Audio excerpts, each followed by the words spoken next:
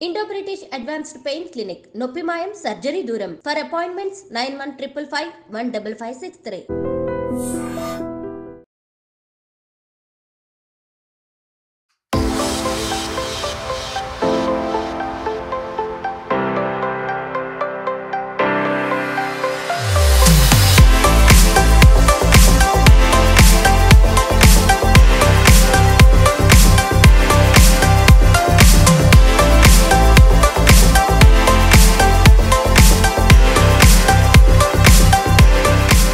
నమస్తే, నేను Kavitha. Welcome to I dream. సాధారణంగా క్రికెట్ పరిభాషలో చెప్పాలంటే ఆన్ సైడ్, ఆఫ్ సైడ్ అనేది ఉంటాయి. అయితే లైటర్ సైడ్ కూడా ఉంటుందా? ఎస్, ఉంటుంది. అందుకోసమే the lighter side of cricket అనే దాంతో బిట్స్ అండ్ పీసెస్ అనే ఒక బుక్ని రాశారు cricket commentator, sports analyst Venkatesh గారు. యాక్చువల్గా ఇంత పెద్ద బుక్లో ఏముంది? లైటర్ సైడ్ అంటే వేటిని ఎక్స్ప్లోర్ చేశారు. మనతో పాటుగా వెంకటేష్ గారు ఉన్నారు, తనతోనే మాట్లాడదాం. వెంకటేష్ గారు నమస్కారం and congratulations for this book అండి. So bits and pieces, the lighter side of cricket అనేది ఉంది. యాక్చువల్గా క్రికెట్ అనగానే చాలా సీరియస్గా చూస్తాం. గెలిచారా, ఓడిపోయారా, డ్రా అయిందా, యావరేజ్ ఉందా, ఎలా ఉంది, ఏమైంది అని. ఇదేంటి లైటర్ సైడ్ ఆఫ్ క్రికెట్ అంటే? లైటర్ మూమెంట్స్, లైటర్ సైడ్ అనగానే కొంచెం నాన్ సీరియస్ ఇష్యూస్ అనేది ఉంది, కొంచెం ఫన్నీ సైడ్ అని అవే ఉన్నాయా? యాక్చువల్గా కాదండి. ఇది లైటర్ సైడ్ అంటే విశేషాలు, క్రికెట్కి సంబంధించిన రకరకాల ఆస్పెక్ట్స్ సంబంధించిన విశేషాలు దీంట్లో పెట్టాను. అన్ని లైటర్ సైడే కాదు, కొన్ని సీరియస్ కూడా ఉన్నాయి. ఒక చాప్టర్ ఉంది, టఫ్ గెట్స్ గోయింగ్ అని ఒక చాప్టర్ ఉంది. దాంట్లో ఏంటంటే కొంతమంది క్రికెటర్స్ ఉన్నారు, వాళ్ళకి కొన్ని ఫిజికల్ డిజబిలిటీస్ ఉన్నాయి. అంటే వాళ్ళకి మన్సూర్ అలీ ఖాన్ పటోడి, మనకు సైఫ్ అలీ ఖాన్ ఫాదర్ అంటే తెలుస్తుందేమో ఇప్పటి జనరేషన్కి. మన్సూర్ అలీ ఖాన్ పటోడి నవాబ్ ఆయన ఒక ప్రమాదంలో కన్ను పోగొట్టుకున్నాడు. కన్ను పోయినా సరే అప్పటికి అతను ఇంతవరకు ఇండియాకి ఆడలేదు. క్రికెట్ ఆడాడు, 50కి పైగా టెస్ట్ మ్యాచ్లు ఆడాడు, ఇండియా క్యాప్టెన్ చేశాడు. ఒక్క కంటితో, మామూలుగా క్రికెటర్లు కంటి చూపు చాలా ఇంపార్టెంట్. ఒక్క కంటితో అతను 50 టెస్ట్ మ్యాచ్లు ఆడాడు, ఇండియా క్యాప్టెన్ చేశాడు. సో తనకి ఎదురైన ఆ ఇబ్బందిని అతను సక్సెస్ఫుల్గా దాన్ని ఓవర్కమ్ కాగలిగాడు. ఎంత ఇన్స్పిరేషనల్ అది కూడా ఉంది దీంట్లో. అలాగే మనకి చంద్రశేఖర్, మన one of the greatest spinners, B S Chandrashekar అని ఒక లెగ్ స్పిన్నర్ ఉండే ఇండియాకి. అతనికి కుడి చేయి పోలియో ఎఫెక్టెడ్. అది లెఫ్ట్ హ్యాండ్ కంటే కూడా చాలా సన్నగా ఉండేది, అందుకే ఎప్పుడు ఫుల్ షర్ట్ వేసుకుని ఉండేవాడు. దాన్ని ఎంత బాగా ఉపయోగించుకున్నాడంటే అతను, దానివల్ల అతనికి ఎక్కువ బాల్ టర్న్ అయ్యేది. ఆ డిజబిలిటీని అతను ఒక అడ్వాంటేజ్గా మార్చుకున్నాడు. లగాన్ సినిమాలో అదే క్యారెక్టర్, కచరా అనే క్యారెక్టర్లో అదే దాన్ని దృష్టిలో పెట్టుకుని అతను కూడా పోలియో ఎఫెక్టెడ్ హ్యాండ్ని బాల్ టర్న్ చేయడానికి ఉపయోగించుకోవడాన్ని దాన్ని వాడుకున్నారు. సో మీకు ఉన్న ఆ ఫిజికల్ డిజబిలిటీస్ని కూడా మీరు జయించగలరు అనేది కూడా ఒక చాప్టర్ దీంట్లో ఉంది. అలాగే సోషల్ ఆస్పెక్ట్స్ కూడా, అంటే ఎవరెవరు ఉన్నారు, మతాల పరంగా, కులాల పరంగా ఎవరున్నారు మన టీంలో కానీ వేరే దేశాల్లో కానీ, అలాంటి చాప్టర్స్ కూడా ఉన్నాయి. సో అంతా లైటర్ సైడే కాదు ఇది. దీంట్లో బేసిక్గా క్రికెట్ ఇష్టపడే వాళ్ళు రెండు రకాలుగా ఉంటారండి. కొంతమంది ఏంటంటే they see cricket only as an entertainment, అంటే కేవలం మ్యాచ్ చూస్తారు. వాళ్ళకి ప్రజెంట్ డే విరాట్ కోహ్లీ, రోహిత్ శర్మ, రిషబ్ పంత్ వీళ్ళే తెలుస్తారు. వాళ్ళకి మిగతా విషయాలతో పెద్ద పట్టదు. మ్యాచ్ని ఏదో ఒక క్రికెట్ టైర్నమెంట్గా, వన్ ఆఫ్ ది ఎంటర్టైన్మెంట్గా చూస్తారు. క్రికెట్లో ఇంకొక ప్యాషనేట్ క్రికెట్ లవర్స్ ఉంటారు, క్రికెట్ నర్డ్స్ అని వాడుతున్నారు ఇప్పుడు కొత్త పదం. వాళ్ళు ఏంటంటే క్రికెట్ సంబంధించిన సమస్త విషయాలు వాళ్ళకి కావాలి, తెలుసుకోవాలని ఇంట్రెస్ట్గా ఉంటుంది. క్రికెట్ చరిత్ర తెలుసుకోవాలి, తర్వాత రికార్డులు కావాలి, ఇవన్నిటి మీద వాళ్ళకి అదృష్టి ఉంటుంది. చాలామంది అలాంటి వాళ్ళు ఉంటారు. ఈ పుస్తకం అలాంటి వాళ్ళ కోసం, ఏదో క్రికెట్ని ఎంటర్టైన్మెంట్గా మ్యాచ్ చూసి వదిలేసే వాళ్ళ కోసం కాదు. ఎవరైతే క్రికెట్ని ఒక ప్యాషన్గా భావిస్తారో, ఆ క్రికెట్ని విపరీతంగా ప్రేమిస్తారో, క్రికెట్ అంటే ఒక పిచ్చి, క్రికెట్ అనేది ఒక పిచ్చి, అలాంటి పిచ్చి ప్రేమికుల కోసం రాసిన పుస్తకం ఇది. సో బిట్స్ అండ్ పీసెస్ అంటే ఇందులో అన్ని ఆస్పెక్ట్స్, అన్ని యాంగిల్స్ ఇందులో ఉన్నాయి కదా, అన్ని ఆల్ మిక్స్ అనేది కనిపిస్తుంది. సో ఇప్పుడు మనకి నారీ కాంట్రాక్టర్ అనుకున్నాం, పటోడి లాగే నారీ కాంట్రాక్టర్ ఒక సీరియస్ ఇంజురీ అయింది. అలాంటి ఇష్యూస్ అవన్నీ కూడా మీరు టచ్ చేశారు? అవన్నీ కూడా టచ్ చేశాను. ఇలా వేరియస్ ఎంపైరింగ్ గురించి చాప్టర్స్ ఉన్నాయి, బౌలింగ్ గురించి, బౌన్సర్స్ గురించి. సో ఆ బౌన్సర్స్ ఎన్ని రకాల ఇబ్బందులు దాంట్లో, అంటే కొన్ని విశేషాలు. Not everything is funny, but రకరకాల విశేషాలు, వాటికి ప్రతి ఆస్పెక్ట్ సంబంధించిన విశేషాలన్నీ బుక్లో పెట్టే ప్రయత్నం ఎందుకంటే ఇవన్నీ ఒక బిట్కి ఇంకో బిట్కి సంబంధం ఉండదు. Title as the title suggest మీకు అలా ఎందుకు నేను చేశానంటే కంటిన్యూటీ లేకుండా ఇప్పుడున్న జంజీ అనండి వాట్ ఎవర్ ఇప్పుడున్న జనరేషన్కి అటెన్షన్ స్పాన్ చాలా తగ్గిపోయిందండి. అంటే ఏ విషయంలో ఎక్కువసేపు దాంట్లో ఇండల్జ్ అయ్యే పరిస్థితి లేదు. సో ఎక్కడికక్కడే మీరు ఎప్పుడైనా చదువుకోవచ్చు ఈ పుస్తకాన్ని, ఏమో జర్నీలో చదువుకోవచ్చు, ఎక్కడైనా చదువుకోవచ్చు. ఒక బిట్కి సంబంధం ఉండదు. సో అలాగా మీకు లైట్ రీడింగ్కి పనికొచ్చే మీరు అలా సీరియస్గా రాశారనుకోండి పుస్తకాలు, ఇప్పుడు ఆ సీరియస్ రీడింగ్ ఎవరి దగ్గర లేదు.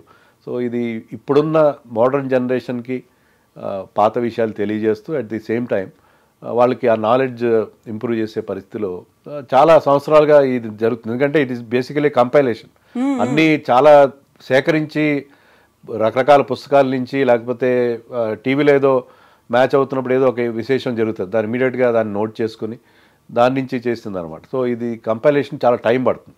సో ఇది చాలా కొన్ని సంవత్సరాల పాటు చేసిన ఇది 3rd ఎడిషన్ యాక్చువల్గా. ఫస్ట్ 2 ఎడిషన్స్ చాలా సక్సెస్ఫుల్గా వెళ్ళినాయి. సో 3rd ఎడిషన్లో మరింత డబల్ అయింది.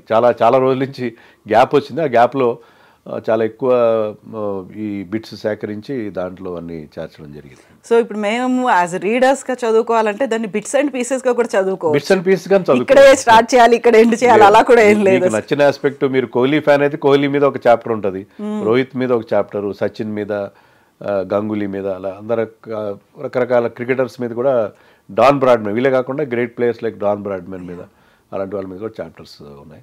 సో మీరు మీ క్రికెట్లో అనేక ఆస్పెక్ట్స్ ఉంటాయి. క్రికెట్ గొప్పతనం ఏంటంటే మీకు ఫుట్బాల్, హాకీ అన్ని చూసి ఎంజాయ్ చేయడం తప్ప మీకు దాని గురించి మాట్లాడుకోవడానికి చెప్పుకోవడానికి ఏముండదు. క్రికెట్లో ఏంటంటే ఒక మ్యాచ్ గురించి కానీ, ఒక ఇన్సిడెంట్ గురించి కానీ బోల్డ్ అన్ని స్టోరీస్ ఉంటాయి. అలాంటి స్టోరీస్ అన్నీ కూడా అందరి దృష్టిలోకి తేవడం కూడా ఈ పుస్తకం లక్ష్యం. క్రికెట్లో ఉన్న స్టోరీస్ మరే గేమ్లో కూడా ఉంటాయని అనుకోను నేను. క్రికెట్లో ఉన్న హై డ్రామా కానీ, క్రికెట్లో ఉన్న బోల్డ్ అండ్ ఎమోషనల్ మూమెంట్స్ కానీ మీకు వేరే గేమ్స్లో కనబడవు. సో క్రికెట్ గురించి ఎంతైనా రాయొచ్చు, ఎన్ని రకాలుగా రాయొచ్చు. సో నేను షార్ట్ అండ్ స్వీట్ మెథడ్ వెతుక్కున్నా. ఏంటంటే దీంట్లో ఓన్లీ ఒక బిట్స్లోనే అందరికీ అందించాలి. దాంట్లో ఏంటంటే అది ఈజీగా చదువుకోవడానికి, light reading. Basically it is light reading, not everything is lighter side. Exactly, not everything is lighter side అనుకున్నప్పుడు కాంట్రవర్సీస్ కూడా ఉన్నాయి. ఎందుకంటే బాల్ ట్యాంపరింగ్ చూసాము, స్లెడ్జింగ్ అనేది చూసాము, అవన్నీ ఇంక్లూడ్ అయ్యాయి. వార్ ఆఫ్ వర్డ్స్ అని ఒక చాప్టర్ ఉంది, దాంట్లో స్లెడ్జింగ్ గురించి కూడా మొత్తం ఉంది. అయితే నేను ఎందుకంటే ఇది దాంట్లో స్లెడ్జింగ్లో చాలా అసభ్య పదజాలాలు అవన్నీ కూడా దొరుకుతుంటాయి. అవన్నీ కూడా నేను చాలా కాన్షియస్గా అవాయిడ్ చేశాను. ఎందుకంటే క్రికెట్లో చాలామంది యంగ్స్టర్స్ కూడా, పిల్లలు కూడా ఉంటారు చదివేది. సో చాలా వరకు దీన్ని అలాంటి అసభ్య పదజాలాలు అవన్నీ కూడా లేకుండా జాగ్రత్త పడ్డారు. సో యూజువల్గానే మనకు ఒక కామెంట్ అనేది ఉంటుంది, ఇండియాలో కేవలం 2 రిలీజియన్స్ ఉన్నాయి, ఒకటి సినిమా, ఒకటి క్రికెట్ అనేది. మీరు చెప్పినట్టుగా సినిమా గురించి ఎంత మాట్లాడుకుంటారో క్రికెట్ గురించి అంతే మాట్లాడుకుంటారు. మిగతా ఏ గేమ్ గురించి ఇంతలా మాట్లాడుకోరు, unless they create a record. ఆ టైంలో అప్పుడు మాట్లాడుకుంటారు తప్ప అందరూ యునైట్ అయినట్టు అనిపిస్తారు, అందరూ దాని గురించే మాట్లాడుకుంటూ ఉంటారు. సో దీనికి వచ్చినటువంటి రెస్పాన్సెస్ అనేవి ఎలా ఉన్నాయండి ఈ బుక్ చూసిన తర్వాత? ఇది బేసికలీ 2 ఎడిషన్స్ బాగా సక్సెస్ అయినాయి కాబట్టి నేను ఈ ఎడిషన్ 3rd ఎడిషన్ కూడా తీసుకొచ్చి మరింత డీటెయిల్గా, మరింత బల్కీగా తీసుకురావడం జరిగిందండి. సో మీరు చెప్పినట్టుగా అలాగే ఫ్యాన్స్, ఇప్పుడు ఇండియాలో ఫ్యాన్స్ 2 ఫీల్డ్స్లోనే ఉంటారు, ఒకటి సినిమా, ఒకటి క్రికెట్. ఈ ఫ్యాన్ వార్స్ అనేవి మీకు ఎలాగ సినిమాలో ఫీల్డ్లో కనిపిస్తాయో ఇక్కడ కూడా రోహిత్ ఫ్యాన్స్, విరాట్ ఫ్యాన్స్ కొట్లాడుకోవడం, తర్వాత ఐపీఎల్ ఫ్యాన్స్ కొట్లాడుకోవడం, ఇవన్నీ కూడా ఉంటూనే ఉంటాయి. సో అందరు ఫ్యాన్స్కి అనుకూలంగా ఉండేలాగానే ఈ పుస్తకం నేను తీసుకురావడం జరిగింది. సో అందులో when I was going through కొన్ని పేర్లు మీరే వాళ్ళకి ట్యాగ్ లైన్స్ లాగా పెట్టారా? నాగింగ్, నాయుడు, రజనీ, జడేజా ఇలాంటివి ఏదో పేర్లు పెట్టినట్టున్నారు. అవి వాళ్ళకి అలా ట్యాగ్ అయిపోయి ఉన్నాయా, మీరు వాళ్ళకి పెట్టారా? అంటే ఒకసారి మామూలుగా హ్యాట్రిక్ అంటే 3 డెలివరీస్తో వస్తుంది, 3 డెలివరీ 3 బాల్స్లో హ్యాట్రిక్ వస్తుంది. దేర్ వాజ్ వన్ మూమెంట్, ఒక ఐపీఎల్ మ్యాచ్లో Ravindra Jadeja got a hat trick off with 2 balls. అంటే 3rd ball happen to be no ball count కాదు. సో 2 balls హ్యాట్రిక్ వచ్చింది అతనికి. అప్పుడు ధోని ట్వీట్ చేశాడు, రజనీ సర్ జడేజా రజనీ అని చెప్పి. సో రజనీకాంత్ ఎలాంటి మ్యాజిక్ క్రియేట్ చేస్తాడో సినిమాల్లో అలా చేశాడని చెప్పి. సో అందుకని అలాంటి ఫన్నీ ఆస్పెక్ట్స్ కూడా ఈ పుస్తకంలో ఉంటాయి. చాలా చాలా క్యూరియస్ మూమెంట్స్ బోల్డ్ని మనకి కనిపిస్తాయి. ఒక స్పిన్నర్ ఉన్నాడు, ఇండియా కాడలేదు, రాజేందర్ గోయల్ అని. అప్పట్లో చాలా గొప్ప రంజీ ట్రాఫీలో 750 వికెట్లు తీసిన, ఫస్ట్ క్లాస్ క్రికెట్లో 750 వికెట్స్ తీసిన గోయల్. అతనికి ఫ్యాన్స్ ఎలా ఉండేవారంటే, ఒక చంబల్ వ్యాలీలో ఒక డెకాయిట్ ఉన్నాడు భూకా సింగ్ అని చెప్పి, అతని నుంచి ఒక లెటర్ వచ్చిందంట. అతనికి లెటర్ వస్తే వాళ్ళ ఫ్యామిలీ వాళ్ళు భయపడిపోయారు, ఏం డబ్బులు అడుగుతున్నాడు, అతను జైల్లో ఉన్నాడు, జైలు నుంచి లెటర్ రాశాడు, నువ్వు ఇన్ని వికెట్లు తీసావు, నీకు కంగ్రాచులేషన్స్ అని మెసేజ్. సో ఒక డెకాయిట్లు కూడా క్రికెట్ జైల్లో ఉండి కూడా ఫాలో అవుతారు అనేది, అలాంటివి చాలా చాలా ఇన్సిడెంట్స్ ఉంటాయి. అలాగే సచిన్ టెండూల్కర్కి ఒక ఫ్యాన్ ఉన్నాడు. అతను ఏంటంటే, అతను హోటల్లో సెక్యూరిటీ గార్డ్గానే ఏదో పని చేస్తున్నాడు. ఆ హోటల్లో సచిన్ స్టే చేస్తున్నాడు చెన్నైలో. అతను సచిన్ హోటల్ స్టాఫ్ కాబట్టి అతనికి అవకాశం వచ్చింది, నువ్వు చేతికి ఒక ఆర్మ్ గార్డ్ యూజ్ చేస్తున్నావు, అది నేను నీ వీడియోలు అన్నీ చూస్తాను, నేను ప్రతి వీడియో చూస్తాను, చూసినప్పుడు నువ్వు నీ మూమెంట్ హ్యాంపర్ చేస్తుంది, నీ హ్యాండ్ మూమెంట్ని ఇబ్బంది కలిగిస్తుంది, అది నువ్వు ఆర్మ్ గార్డ్ చిన్నది చేసుకో, నువ్వు చేతికి దెబ్బ తగలకుండా ఒక గార్డ్ లాంటి పెట్టుకుంటాడు, చిన్నదిగా తయారు చేయించుకో, అప్పుడు నీ హ్యాండ్ మూమెంట్ ఫ్రీగా ఉంటుంది అని చెప్పి అతను చెప్పాడు. సో కోచ్ లాగా చెప్పాడు అతను. సో సచిన్ కూడా తెలుసు అంట ఆ విషయం, కానీ ఏంటంటే అతను బిజీగా ఉంటాడు కాబట్టి దాన్ని ఫోకస్ పెట్టలేదు. సో ఆ ఫ్యాన్ చెప్పిన తర్వాత సచిన్ మళ్ళీ తయారు చేసే వాళ్ళకి చెప్పి వేరే చేయించుకున్నాడు. తర్వాత హీ హిమ్సెల్ఫ్ ఫెల్ట్, చాలా నా హ్యాండ్ మూమెంట్ చాలా ఫ్రీ అయిపోయిందని చెప్పి అనుకున్నాడు. సో ఇలాంటివి ఫ్యాన్స్ నుంచి కూడా గొప్ప గొప్ప కోచ్లు చెప్పలేని విషయాలు ఫ్యాన్స్ కూడా చెప్తారు. అలాంటివన్నీ ఇన్సిడెంట్స్ ఈ పుస్తకంలో ఉన్నాయి. సో ఓన్లీ ఇండియన్ క్రికెట్ గురించే ఉందా? మోస్ట్లీ ఇండియన్ క్రికెట్ గురించి ఉంది. ఎందుకంటే బేసిక్గా నా కంప్లైంట్ ఏంటంటే, అంటే వెన్ వీఆర్ వెరీ యంగ్, మాకు ఇంగ్లాండ్లో డబ్ల్యూజీ గ్రేస్ చేసిన పనులు, వాళ్ళు చేసిన ఇలాంటి యానెక్డోట్స్ అన్నీ, వీటిని యానెక్డోట్స్ అంటాం కదా ఇంగ్లీష్లో, ఇవన్నీ కూడా ఇంగ్లీష్ క్రికెట్ మీద ఉండేవి. అవే ఎందుకు తెలుసుకోవాలి మనం? అవన్నీ నేను కాన్షియస్గా అవాయిడ్ చేశాను. ఎందుకంటే క్రికెట్ అనేది ఇంగ్లాండ్లో పుట్టుండొచ్చు, కానీ ఇప్పుడు క్రికెట్కి పుట్టినిల్లు కానీ ఏమైనా అంతా ఇండియానే. సో మన ఇండియా గురించి ఎక్కువ చెప్పాలి. అవన్నీ అవన్నీ వింటూనే ఉన్నాం, చిన్నప్పటి నుంచి వింటూ వచ్చాం. సో ఇంగ్లాండ్ వాళ్ళే క్రికెట్ ఆడలేదు, మనం ఆడుతున్నాం. సో అందుకని నేను వేరే దేశాల వాళ్ళు ఉన్నాయి, కానీ ఇంగ్లాండ్లో మొదటి నుంచి చిన్నప్పటి నుంచి బోల్డ్ అన్ని వింటూ వచ్చాం. అవన్నీ ఐ కాన్షియస్లీ అవాయిడ్. అందుకే ఇంగ్లీష్లో రాశారు, అంతేనా? అలా ఇంగ్లీష్లో రాస్తే ఇప్పుడు ఒకటి చెప్తానండి నేను, అంటే నేను తెలుగులో కూడా పుస్తకాలు రాశాను. కాకపోతే ఇది అనేది ఇప్పుడు మీరు ఒక మాట చెప్పారు, ఇంగ్లాండ్ క్రికెట్ లేకుంటే ఫారిన్ క్రికెటర్స్ గురించి అందరికీ తెలుసు, మన గురించి పెద్దగా తెలియదు అనుకున్నప్పుడు అందరికీ రీచ్ అవ్వాలి అంటే రీచ్ అవ్వాలని. అది ఇంకోటి ఏంటంటే, అన్ఫార్చునేట్లీ తెలుగులో కూడా నేను క్రికెట్ మీద పుస్తకాలు రాశాను, చాలా తక్కువగా అమ్ముడుపోతున్నాయి. ఇంగ్లీష్ పుస్తకాలకి ఉన్నంత రీచ్ తెలుగు పుస్తకాలకి లేకపోవడం, అంటే ఇంకా తెలుగులో క్రికెట్ గురించి బుక్స్ చదవడం అనేది తక్కువగా ఉందేమో అనిపిస్తున్నారు. అందుకనే I was force to right it in. నేను తెలుగు రాయడానికి చాలా ఇష్టం, తెలుగు భాష అంటే నాకు చాలా అభిమానం, కానీ ఇంగ్లీష్లో రాస్తే ఎక్కువ మందికి రీచ్ అవుతుంది అని చెప్పి ఇంగ్లీష్లో రాయడం. సో ఇప్పుడు మీరు ఒక మాట అన్నారు, బుక్స్ చదవడం తగ్గిపోయింది. ఇప్పుడు మీరు ఒక బుక్కే తీసుకొని వచ్చారు, సో రియాక్షన్స్ రెస్పాన్సెస్ అనేవి ఎలా ఉన్నాయి? ఎందుకంటే బుక్ రీడింగ్ అంతా తగ్గిపోయింది అనుకో, ఎంత బిట్స్ అండ్ పీసెస్లో మీరు చదవండి అని పేరు కూడా అది పెట్టినప్పటికీ కూడా. అదే నేను చెప్తున్నానండి, ఇప్పుడు క్రికెట్ చూసే వాళ్ళు 2 రకాలు ఉన్నారు. ఆల్మోస్ట్ 50% వీళ్ళు ఉన్నారు ఎంటర్టైన్మెంట్ బ్యాచ్, 50% క్రికెట్ని విపరీతంగా ప్రేమించే వాళ్ళు ఉన్నారు. వాళ్ళు ఇలాంటి పుస్తకాలు చదువుతున్నారు, ఇప్పటికీ చదువుతున్నారు, రికార్డ్స్ గురించి ఫాలో అవుతున్నారు, క్రికెట్ గురించి ఏదొచ్చినా చదువుతారు. వాళ్ళు క్రికెట్ గురించి సమస్త సమాచారాన్ని వాళ్ళు తమ దగ్గర పెట్టుకునే ప్రయత్నం చేస్తారు. ఒకప్పుడు అంటే క్రికెట్ ప్రేమికులు ఎలా ఉండేవారంటే, పేపర్ కటింగ్స్ పెట్టుకొని, ఫోటోలు పెట్టుకొని, రకరకాలుగా ఆ క్రికెట్ అనేది ఒక వ్యసనం లాంటిది చాలామందికి. సో ఎవరైతే ఆ వ్యసన పరులు ఉన్నారో అలాంటి వాళ్ళు ఇప్పటికీ పుస్తకం చదువుతారని నాకు గట్టి నమ్మకం ఉంది.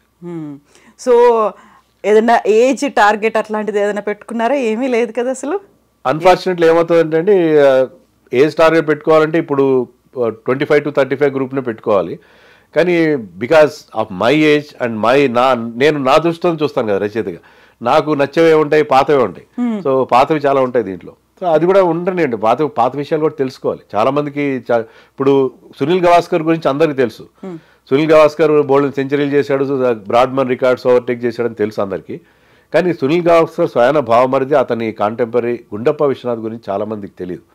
గుండప్ప విశ్వనాథ్ 14 టెస్ట్ సెంచరీలు చేస్తే ఆ 14 మ్యాచ్ల్లో ఇండియా ఒక్కటి కూడా ఓడిపోలేదు. సో అంత గొప్ప రికార్డు. సెంచరీ అంటే టఫ్ మ్యాచ్ల్లో చేశాడు, చాలా టఫ్ సిచ్యుయేషన్లో సెంచరీలు చేశాడు. అతను సెంచరీ చేశాడంటే ఆ మ్యాచ్ ఇండియా గెలవడమో లేకపోతే డ్రా చేసుకోవడం జరిగారు. అంత మంచి కాంట్రిబ్యూషన్ ఉంది. But everybody knows about Sunil Gavaskar, కానీ విశ్వనాథ్ కాంట్రిబ్యూషన్ ఇన్ 70s ఎవరికి తెలియదు. సో అలాంటివి తెలుసుకోవాలని కూడా నా అభిప్రాయం. సో ఇప్పుడున్న క్రికెటర్స్కి ఆ పాత క్రికెటర్స్ గురించి అప్పటి మన గొప్పతనం గురించి కూడా తెలుసుకుంటే బాగుంటుందని నా ఉద్దేశం. సో అందుకని పాత విషయాలు కూడా చాలా ఉంటాయి దీంట్లో. ఇప్పుడు bits and pieces front and back పేజీలు చూస్తే క్యారికేచర్సే కనిపిస్తున్నాయి. ఎవరు డ్రా చేశారు? ఆ కాన్సెప్ట్ ఎలా వచ్చింది అసలు? ఆస్టిన్ కొటినో అని ఆయన ఫేస్బుక్లో ట్విట్టర్లో పెడతాడు. ఆయన అందరి బర్త్డే సందర్భంగా అద్భుతమైన ఆయన క్రికెటర్. ఆయన బేసికలీ ఆయన క్రికెటర్, కోచ్. ఆయన ముంబైలో ఉంటాడు. సో ఆయనకి అదొక ప్యాషన్. ఆయన అడిగాను, నేను అడిగి నాకు క్యారికేచర్స్ ఇస్తాను. సరే నేను దానికి ఫీజు పే చేయాలి కదా అడిగితే, I do it for the love of the game నాకు అని చెప్పి ఆయన నన్ను డబ్బులు కూడా అడగలేదు. అలాంటి ప్యాషన్ ఉండే వ్యక్తులు. సో ఈ క్రికెట్ ప్యాషన్ అదే చెప్పేది, ఎవరైతే ప్యాషనేట్ అబౌట్ క్రికెట్ ఉంటారో వాళ్ళు దాన్ని ఒక బిజినెస్ గానో లేకపోతే దాన్ని ఒక ఆదాయ మార్గంగా ఆలోచించారు. So he was like that. Of course I paid him something, but he never demanded anything. అతను నాకు అంతమంది పరిచయం కూడా లేదు, కానీ ఆ క్రికెటే మా మధ్య ఉన్న bonding. So that kind of people ఉంటారు క్రికెట్లో. సో వాళ్ళు చేసే పని వాళ్ళకి నచ్చి చేస్తారు, ఇష్టంగా చేస్తారు తప్ప అదేదో దాని నుంచి ఏదో ఆశించి చేసే పరిస్థితి ఉండదు. మీరు ఈ బుక్ లాంచ్ చేసినప్పుడు ఐ వాజ్ దేర్. ఆ టైంలో మీరు చేసినటువంటి ఒక పని, ముగ్గురు బ్లైండ్ క్రికెటర్స్ని పిలిచి వాళ్ళని ఫెలిసిటేట్ చేయడం అనేది. సో ఎలా అనిపించింది? బ్లైండ్ క్రికెట్కి ఉన్నటువంటి ఫ్యూచర్ కావచ్చు, లేకుంటే దాంట్లోకి వచ్చే వాళ్ళకి ఇప్పటిదాకా మాకు ఆపర్చునిటీస్ లేవు, మేమేంటి క్రికెట్ ఆడేది, ఇలాంటివన్నీ ఉంటాయి కదా. ఆ థాట్ అసలు ఎలా వచ్చింది? అసలు చాలా మందికి బ్లైండ్ పర్సన్స్ క్రికెట్ ఆడతారని తెలియని కూడా తెలియదండి. ఎందుకంటే ఎలా ఆడతారు, వాళ్ళకి చూపు ఉండదు కదా అనుకుంటారు. బ్లైండ్లో వాళ్ళకి డిఫరెంట్ గ్రేడ్స్ ఉంటాయి. పార్షియలీ బ్లైండ్ ఉంటారు, విజన్ కొంత తక్కువ ఉండేవాళ్ళు. So blind cricket played with a ball which makes sounds. So ఇలాంటి విషయాలు అవేర్నెస్ క్రియేట్ చేయాలి. ఇప్పుడు క్రికెట్ అంటే మనం మెన్స్ క్రికెటే, ఉమెన్స్ క్రికెట్ కూడా దీంట్లో 10% కాదు, 5% కూడా గుర్తింపు లేదు. సో వాళ్ళకి ఒక అవేర్నెస్ క్రియేట్ చేయాలనేది నా ఉద్దేశం. వాళ్ళకి ఏదో సన్మానం చేసి వాళ్ళకి ఏదో కాదు, వాళ్ళు బ్లైండ్ క్రికెట్ కూడా కొంత అవేర్నెస్. ఎందుకంటే నాకు అర్థమైన విషయం ఏంటంటే, ఎవరైతే విజువల్లీ ఛాలెంజ్ పీపుల్ ఉన్నారో వాళ్ళు కూడా క్రికెట్ వాళ్ళు కనిపించకపోయినా క్రికెట్ ఫాలో అవుతున్నారు, వింటూ క్రికెట్ని ఆస్వాదిస్తున్నారు, క్రికెట్ని ఎంజాయ్ చేస్తున్నారు. చాలామంది క్రికెట్ ఫాలో అవుతున్నారు. సో వాళ్ళందరూ వాళ్ళకి తరఫున ఆ బ్లైండ్ క్రికెటర్స్ని ఫెలిసిటేట్ చేయాలని నేను అనుకున్నానండి. సో ఇది ఎక్కడ అవైలబుల్గా ఉంటుంది? ఇది ఆన్లైన్లో అమెజాన్లో ఒక వారం 10 రోజుల్లో అమెజాన్లో ఉంటుంది. తర్వాత హైదరాబాద్లో బుక్ ఫేర్ జరగబోతుంది, బుక్ ఫేర్లో కూడా పెడతారు. హైదరాబాద్లో, విజయవాడలో జరిగే బుక్ ఫేర్లో కూడా మీ పుస్తకం అవైలబుల్గా ఉంటుంది. సో వెంకటేష్ గారు, thank you so much. Best wishes, congratulations. ఇప్పటికి ఎన్ని 8 బుక్స్ అయ్యాయా? 8 అయినాయండి. అయితే 9వ బుక్కా 10వ బుక్కా తెలియదు, కానీ కంప్లీట్గా ఉమెన్ క్రికెట్ మీద ఫోకస్ పెట్టి తీయండి. లేకంటే అది చాలా, ఇప్పుడు ఎలాగైతే బ్లైండ్ క్రికెట్ గురించి మాట్లాడుకోవాల్సినటువంటి అవసరం ఉందా, ఉమెన్ సాధిస్తున్నటువంటి విజయాల మీద కూడా ఫోకస్ పెట్టాల్సినటువంటి అవసరం ఉంది. And we are expecting a book from you very soon. డెఫినెట్గా. ఎందుకంటే నాకు 3 అమ్మాయిల తండ్రి నేను. సో ఖచ్చితంగా ఉమెన్స్ క్రికెట్ మీద ఒక పుస్తకం ఖచ్చితంగా భవిష్యత్తులో పుస్తకం కానీ దాని మీద ఫోకస్ పెడతాను. దాని మీద కంప్లైంట్ కూడా ఉంది, ఉమెన్స్ క్రికెట్కి ఎక్కువ ఇంపార్టెన్స్ ఇవ్వట్లేదని చెప్పి. But in future definitely I will give lot of focus to women's cricket also. Thank you so much అండి. Best wishes to you Venkatesh గారు. Thank you.